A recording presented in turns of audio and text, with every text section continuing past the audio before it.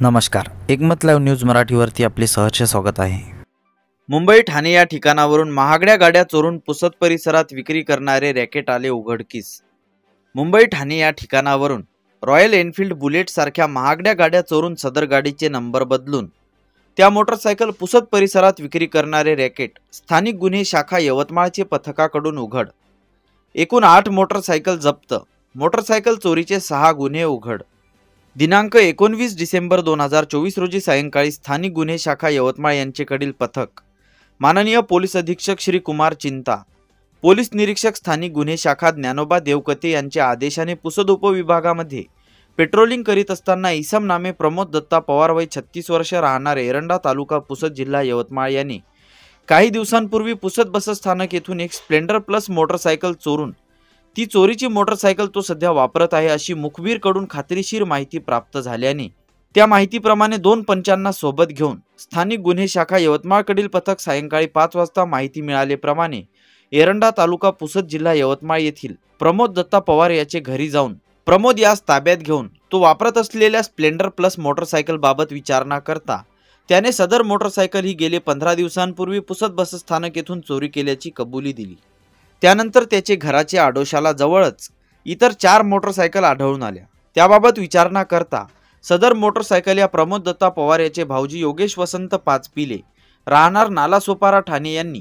मुंबई येथून इकडे विक्री करण्यासाठी आणल्या असून या व्यतिरिक्त अजून 3 मोटरसायकल या त्यांनी आमच्या गावातील काही तरुण मुलांना विक्री केल्या आहेत असे सांगितले। अशा प्रकारे प्रमोद दत्ता पवार हा वापरत असलेली चोरीची मोटरसायकल ही पुसद शहर पोलीस स्टेशन अपराध क्रमांक 892/2024 कलम 303(2) भारतीय न्याय संहिता या गुन्ह्यातील असल्याचे व इतर 4 मोटरसायकल देखील मुंबई ठाणे या ठिकाणावरून चोरी असल्याचे निष्पन्न झाल्याने त्या सर्व मोटरसायकल जप्ती करून पंचनामा करून ताब्यात घेण्यात आल्या।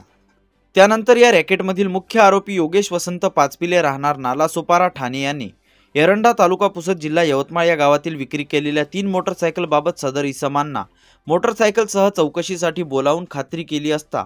योगेश वसंत पाचपिले याने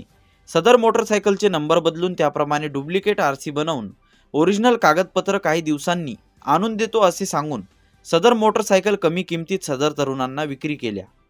त्या तिन्ही मोटरसायकलच्या चॅसी नंबर व इंजिन नंबरची पडताळणी करिता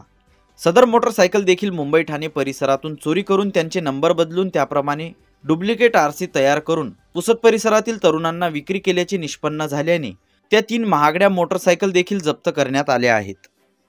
अशा प्रकारे अतिशय कौशल्यपूर्ण रीतीने स्थानिक गुन्हे शाखा यवतमाळचे पथकाने आरोपी नामे प्रमोद दत्ता पवार वय 34 वर्ष राहणार एरंडा तालुका पुसद जिल्हा यवतमाळ यास अटक करून